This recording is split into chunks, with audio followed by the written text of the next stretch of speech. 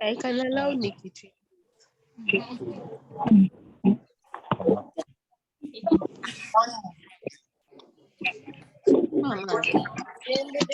Ate mnayolowooza wali okwakome.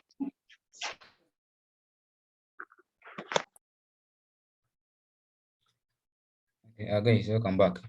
So I was saying, under statement of profit or loss, once you get your profit for the consolidated, the first thing you do is you attribute the one to the NCI. Now the one for the NCI, usually it's the percentage, like I was saying, assuming it is 40%, times the profit, times profit for the year. The profit for the year of the subsidiary alone. The subsidiary alone. Okay, unless there are items that affect the NCI profits, for example, if the subsidiary had sold to the parent and therefore you have analyzed profit, its portion must be adjusted first on this profit before you multiply by 40%. Okay. Did I say before? No. After the 40%, you attach or you remove the annualized profit. Okay. Then after you have had the profit for the parent, it is just the balancing figure. You don't compute for it. You just get the consolidated profit for there and remove the one you gave to the NCI. The balance will be for the parent. Okay, so this is income statement. So let's go and do what I want us to do, which is the statement of financial position. Okay, that one I'm going to do it with a number. Okay. So I shared this question already, which you already have. So let's start on it.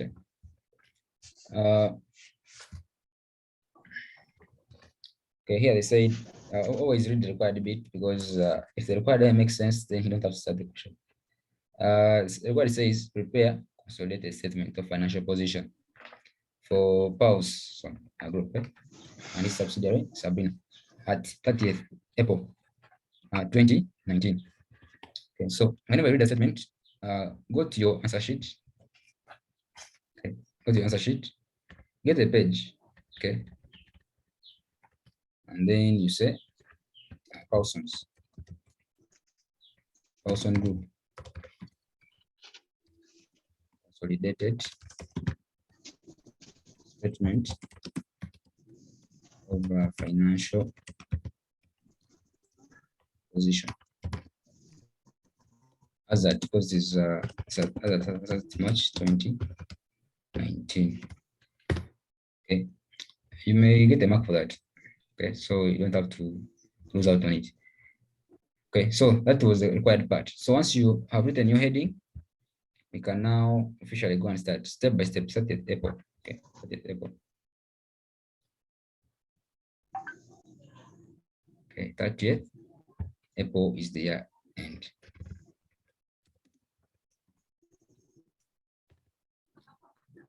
Okay, then once you're done with this, with the heading, you go to your workings. Okay, so the workings remain standard. Okay, we're saying working number one is group structure. So how do I know that's a group structure, or how do I know it is? Just read the information. Let me see. Are the workings being marked over side? Yes. They mark them because they want to know where they're coming from.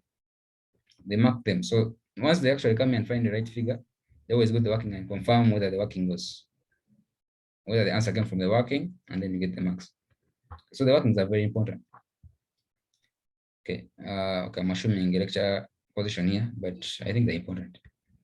Okay, then the information is as it is here, saying that Paulson acquired 80,000 shares in Sabin Limited for 150. So for now here, we're interested in the percentage. Okay, nothing else. We want to know how many, what percentage did he obtain in Sabrina. So for the percentage, is all about the ordinary shares. We have 80,000. Okay, and then whenever you see this, of course, you have to look out for the number of shares that were issued. So when I come here in the balance sheet, the saying ordinary share capital is 1 shilling, 1 share each, is at 100,000. Okay, so 80. So let's go and see how you go about that. So here I have Paulson, then you have Sabrina. Okay, assuming that's a spelling. Okay, now how do we get the percentage? You're saying the percentage is gotten by the number of shares acquired by the parent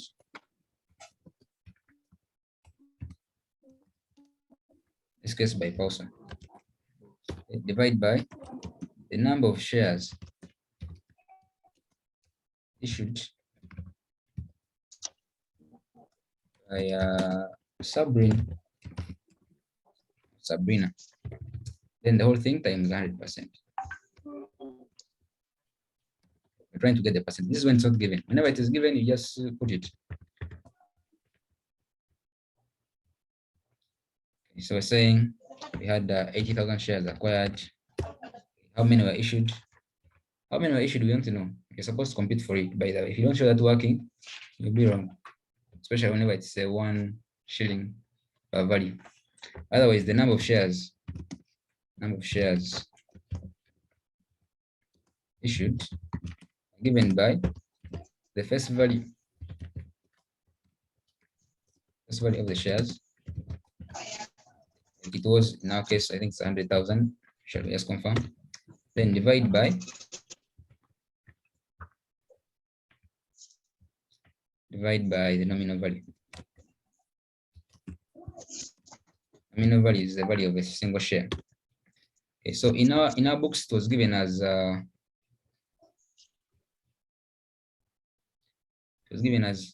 100 million Uganda shillings. Okay.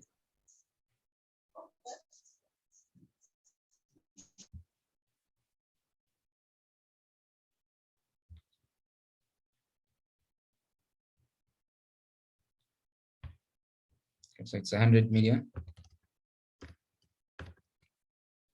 100 million.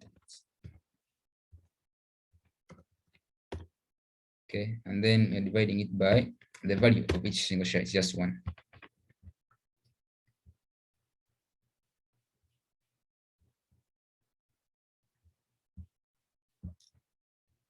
Okay, so this is how we get the number of shares as 100 million shares. 100,000. Is it million or 1,000? Confirm. 100,000. Not the reserves here. Okay, so it's 100,000 shares. So it's what you bring here. Okay.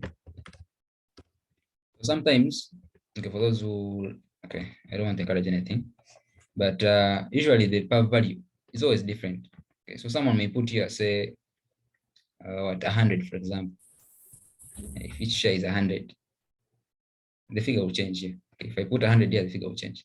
If maybe it was 50 shillings or 50 cents, the number of shares will totally change, and they don't look in any way close to the face value. Okay, so always do this part of the working.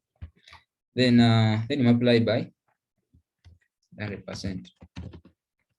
Okay, of course you shall get 80%. Okay, now you come here in your group and you say you have 80%.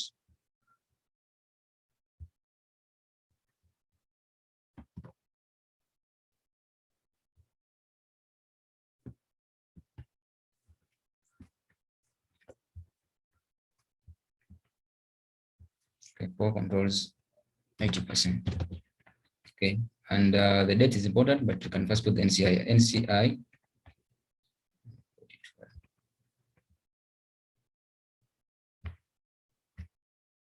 Okay, the NCI, non-controlling interest, must be the balance, which is 20%. So interested in the date, as usual, you can respond. Is it cents? What do you? If it is cents, you bring the figure the way it is, like I said. So you bring the face value, correct? It is in the balance sheet. It was 100,000. Now, assuming they said the value of a single share, the nominal value is 50 cents. So 50 cents will be 0.5.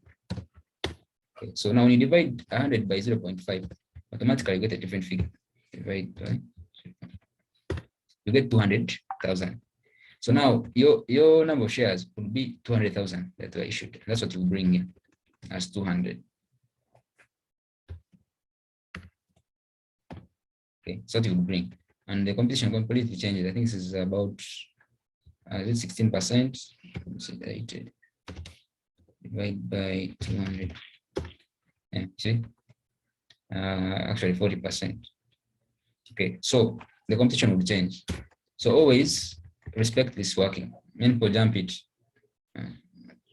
And this working is important, by the way. Once you don't show this working, you don't get this mark here. They assume you copy or you pick the figure from somewhere. Okay, so back to what I was saying.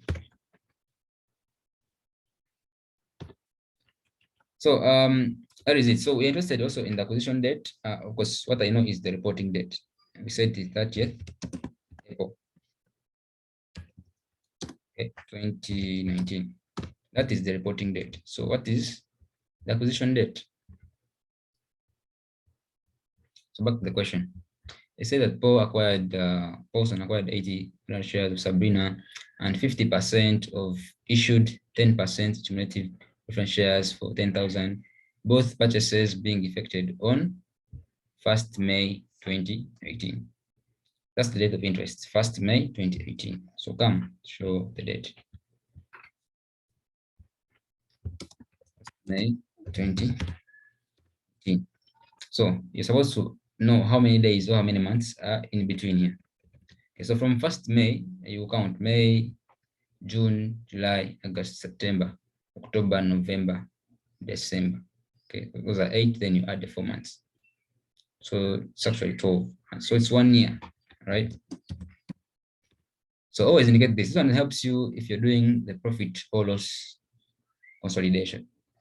Okay, the other part I was saying that your portion. Now, if it was 4 months or 8 months, you know that my revenue is going to be multiplied by 4 out of 12, cost of sales 4 out of 12, expenses 4 out of 12. Okay. So this is the structure and you're good to go. So we go to working number 2, okay, which is net assets. Okay, I think don't fit here. Number 2, net assets summary. Subsidiaries case Sabrina. Okay, so we said here you have an acquisition date.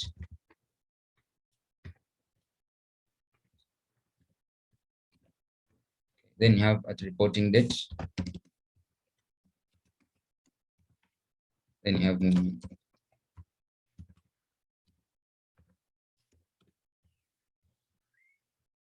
Right. So as usual, you go and look for the information that you seek, that you need. Okay, don't be bothered with other things. Just look for what you need. So most importantly is that you go to the statement of financial position under the equity section and pull out all the items there. So if you go there and check for Sabrina, okay, under equity alone, the guy has ordinary shares, cumulative preference shares, share premium, general reserve, and retained earnings. So all those must be reflected in your net asset summary table. So you bring in, say, shares, ordinary shares. Then this preference shares, cumulative preference shares. Then you have share premium,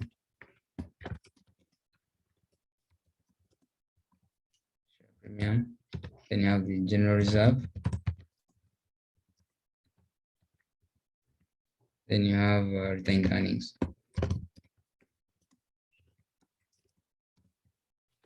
Okay, then bring the reporting balances that are there for Sabrin. So come Sabrin, for ordinary shares, the guy has 100. Okay, figures are in thousands. Say GX 1000. So we have 100 preference.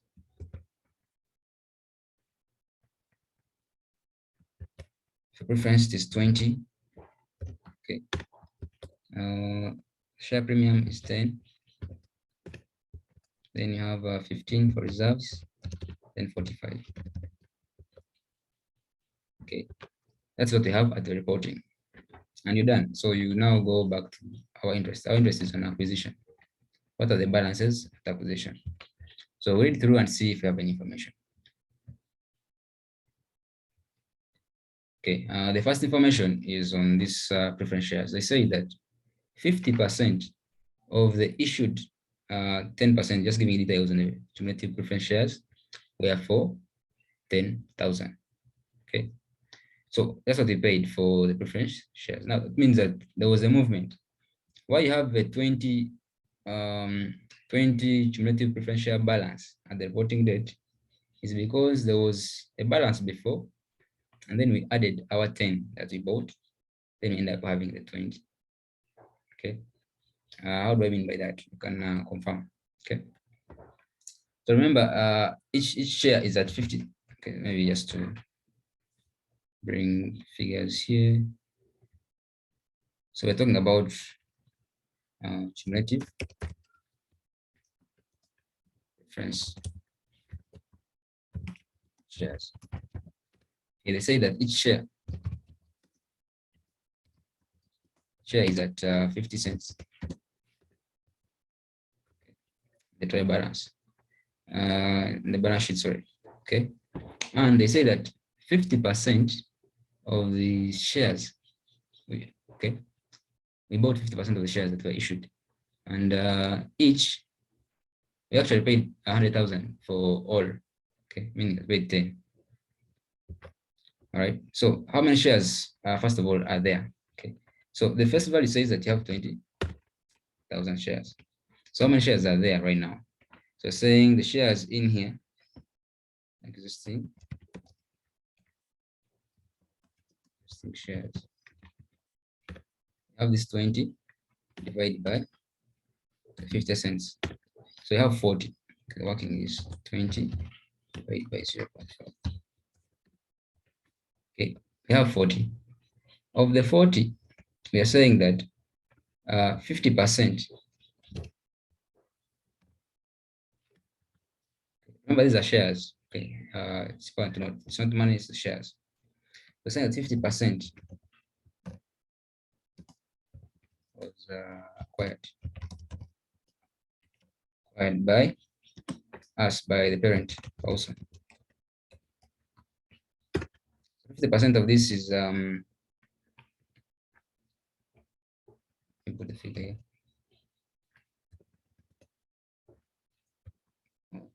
50% of the 40 end up having 10. Okay, but we paid 10,000. So paid 10 in other words. So meaning that the cost of this cost of that will be what? The premium. We paid 10. So we're saying that for a single share, if you're buying 20 shares, we're saying each is 50 cents. That's important to note. Okay, but the guy paid 100,000. And this information was all performed as you see under investment in Sabrin. We have 160,000. Okay, investment in Sabrin have 160,000, but on the 60,000, 160, we have a 10 that we paid for the shares that we acquired. All right.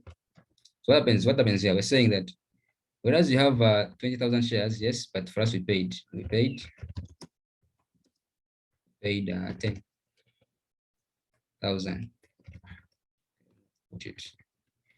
10,000. Okay, these are shares. This is money. Okay, for us we paid our 10. Okay, so what does this imply? This means that on the 20 shares, of course, we know that the value of 20 shares is times 50%. Sorry, 50 cents. It should be 10. We know that for us we acquired 10 shares. That was 50%. So what does it mean? It means that what they had at the beginning was not actually 20, but they had 10. Okay. So creating that movement of the 10, which is this minus that. Okay, so those are the shares that we acquired or have. Okay, I hope we are fine on this. If you're not fine, kindly feel free to ask your question. Okay, the preference shares were acquired. Okay. Please, Sorry. pardon more. On what? Pardon, con preference shares. Okay. Thank you. So we're saying the statement here.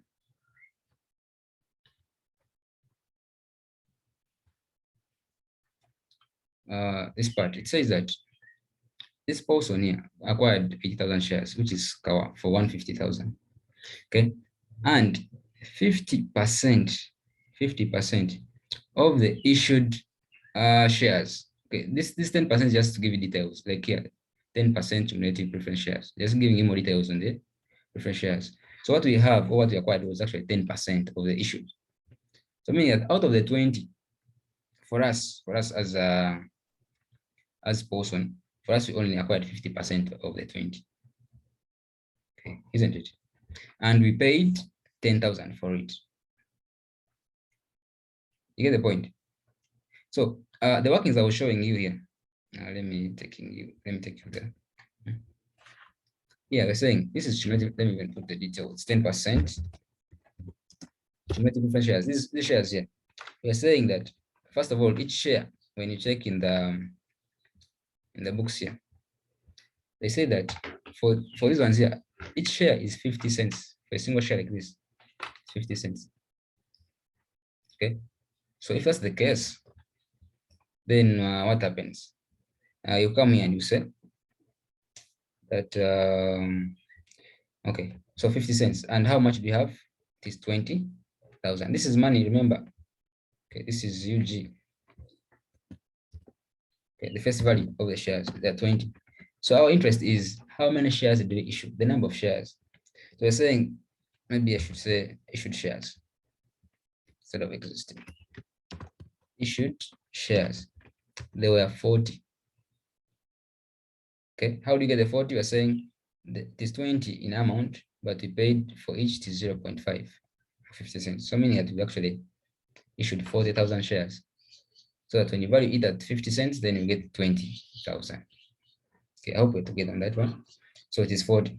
Now we're saying out of the 40 shares, what did we buy? For us as the parent, we bought 50% of these shares. Okay, and 50% of 40,000, you get 20. Okay, but remember, each share in their books is valued at how much? It is valued at 50 cents. So that's how I'm getting this 10 here. Okay, maybe I should put this side. The value of the 20 shares. Okay, we're saying, remember each share is at 0.2, 0.5, sorry. So that times 0.5. You get 10. Okay, and this is what we paid actually. This is what we paid. If you check in the books, this is what we paid. So this is the 10 I'm talking about. So meaning that since we have 20 right now, it means that before acquisition, before for us we bought the 50%, these guys actually had 10. Okay, you get the point. But the movement is 10. Reason being that when you look at what they had and you add what we bought, it will bring you to the 20. Okay, I hope I've tried to make things a bit clear. Okay, and as you're going to see, by the way, this transaction is going to be cancelled because under our consolidation, we don't demand each other. I'm supposed to demand me, I'm supposed to demand you. Okay, because we are together, we are one. Yeah. So let me not stick on this. Let me go to the next thing, kindly. My first. I was trying to be faster because the issues of time and stuff like that. I want to make sure to cover as much as possible. Okay, but I hope we're together as far as this is concerned so far. Because I'm going to the next item. Okay. So we're done with preference shares. Go to the next item. The next item says that which is supposed to be basically retained earnings and stuff like that. Let me see. So they say that there have been no changes in the issued share capital of Cabrin since that date. So they've talked about shares. So you come and deal with shares first. So meaning that for our shares, we had 100 at the beginning, so it must be 100. So at the end, it must be 100 now, since there were no changes in between. Okay. Then you cover, then you move on.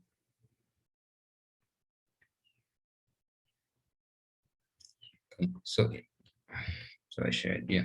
So then it said the following balances as follows. Okay. Then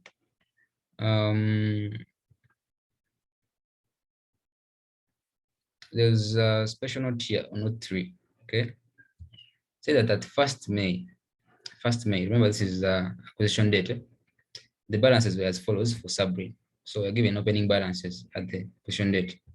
So share premium is 10, general reserve is 20, and then earnings is 30. So you still pass those the way they are in the net asset schedule. Okay, 10, 20, 30. Okay, these are coming from note 3. Then you're good to go. So you're done with the net asset schedule, unless there are any fair value adjustments, which we can confirm. There's no any fair value adjustments. If they had said maybe the net assets or net current assets had their book values correct, except a few items, then they give you fair values and carrying amounts of other items. There we have a fair value adjustment, but in this case we don't have anything like that. Okay, so so let's now therefore close off the acquisition schedule. So you add at acquisition. Okay.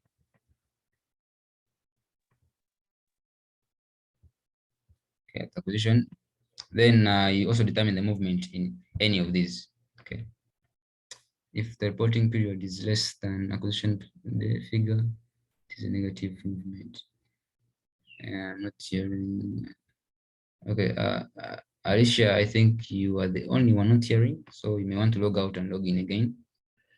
About the negative and stuff, it is not an issue. The issue is that for you to get the movement, you get the new, which is the reporting date, minus the old, which is the acquisition date. So that's how we get a movement.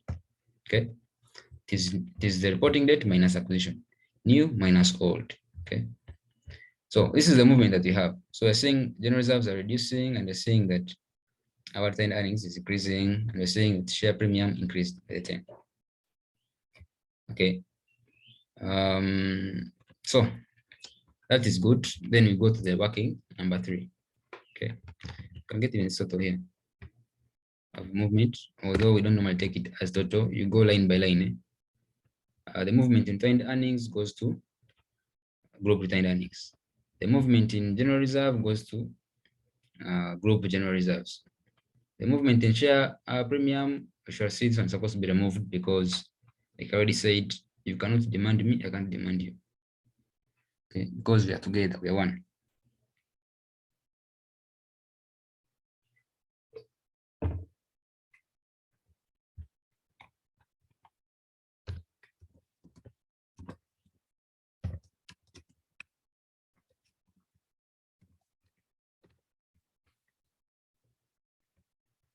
So with goodwill computation, our interest is usually on, say, consideration or purchase consideration.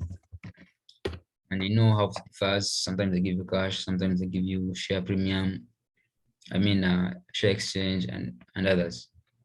Okay, so let's see what we're given. So you come, just look for the information that you need there and then. Don't read the whole question and then you come and look for the information.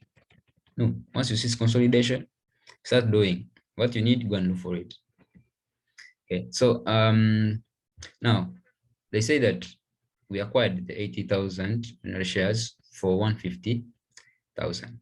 Okay, that's what we paid for this. So that's your consideration. Just come and show it. Okay, 150. 1,000. Okay, it's 150 because of the zero sum up there. All right, then since there's no any other consideration, you bring fair value of the non-controlling interest. So you check if the fair value was given. Okay. So when you look through, usually it's among the last lines.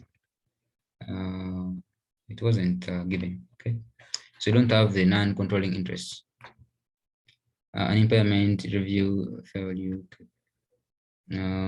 So you're not given the non-controlling interest. Now, if the non-controlling interest is not given, okay, ideally they're supposed to tell you whether it is on fair value or proportionate. Okay. But for our case, we know that it's a fair value. Okay. So you come and you show how you can compute for it. If it's not given, we say that you get the percentage of the NCI, which comes from the working number one. What was it? It was 20%. 20% times the fair value of net assets acquired or net asset acquisition date, which is 170. So you come here and you say 20% of the 170.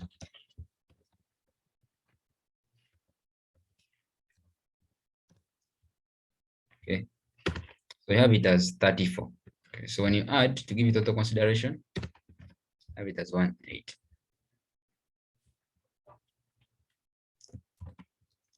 So consideration. Then you less fair value of identifiable net assets. Right. What acquisition date? Something. So it is 170 as you saw. Okay. This one is coming from working number 2. Okay, I've not been saying this, but let's reflect that this is working number 2. Okay, and we are lessing it, so I'll put it in brackets or put it in negatives. So what we have is you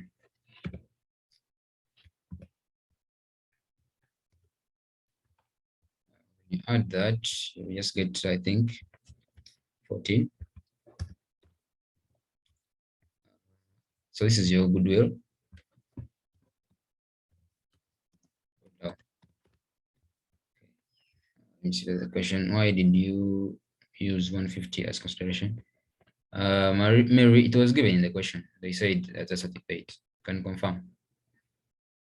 Okay, in case you don't know where I got it from. Here, he said Paulson acquired 80,000 ordinary shares of Sabina for 150,000 Uganda shillings. So that's what he paid for the shares. Okay, is it 170? Yes, 170. The net what? The net assets acquisition date. The 170. I can confirm to you again. Yeah, 170. Okay. It is a negative here because I'm subtracting. That's why I have it the negative. And I didn't say less. Okay. So goodwill is 14. Okay. But you confirm if goodwill was impaired or not. So you can go and check. Still in the additional information. They say that an impairment review at their end shows that the value of goodwill has fallen to 19,800. It has fallen to 19,800.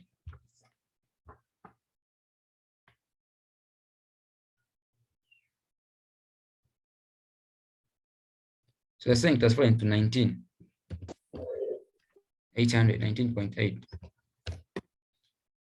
Okay, now this is what happens. For impairment, remember under IS, this is IS what? I-36. We only say that something is impaired if the recoverable amount is less than the carrying amount. Okay. But in this case, you're saying that the recoverable amount they're telling us is actually bigger than what? The carrying amount. So there's no impairment. Okay. There's no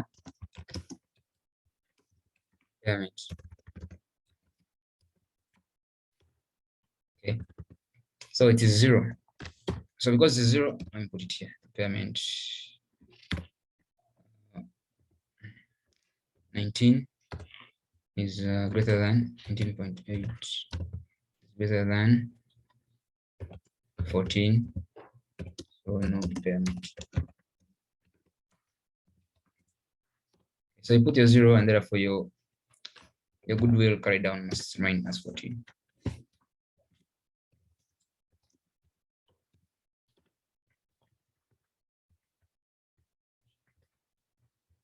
Okay.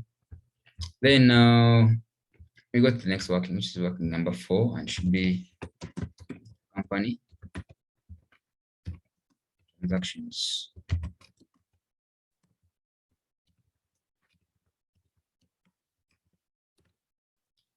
Okay.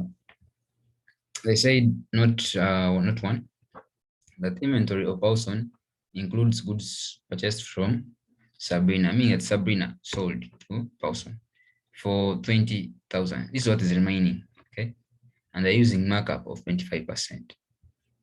So that one is, you come here and you say, Sabrina selling to 1,000. Okay. So if Sabrina is selling 1,000, you're saying the unrealized provision for unrealized profits should be equal to what is remaining. In this case, it was 120 times the markup. Markup is 25. So for markup, you add the percentage. You add 1 the percentage, or 100 the percentage. Okay, so officially, our answer, the analyzed profit is 4,000 if it's markup. So remember, the markup is on what is remaining. Okay, what you call the analyzed profit is what is remaining in stock. Okay. Then the entries for this one, we say always show the entries. They always help you in a way that once you identify that it's a subsidiary who sold, you know that you have 3 entries to make. Okay, they're going to debit your group retained earnings, okay, with the share. The share here in this case, we know it's 80% of the 4,000. So allow me to move the 3 zeros, so of 4. Right, then the NCI, non-controlling interest, is also takes a share. In this case, 20% of the first year. Then, of course, for inventory, it has to be reduced by the entire figure because that's where the effect is. So I have a 4. Okay, so I think this is a 1 and this is a 3. So that's how we deal with intercompany transactions. Now, what if okay, I don't want to really think so much about this. Okay, I have some scenarios I can create, but because of time, let's just move on. So maybe what I can comment about is if Paulson is onward sold, Paulson sold to Sabrina. In case if the parent is the one selling to a subsidiary, okay, saying that the analyzed profit, assuming it is X, I'm going to debit group retained earnings, okay, and then credit inventory with the entire figure. Okay, so that's how we would deal with in case there was a parent selling it. So always look out for such small things. They can change the whole thing. Okay, so we're going to look at the next item now. So in a few, you can rejoin because this link is closing. And then we continue with working number 5.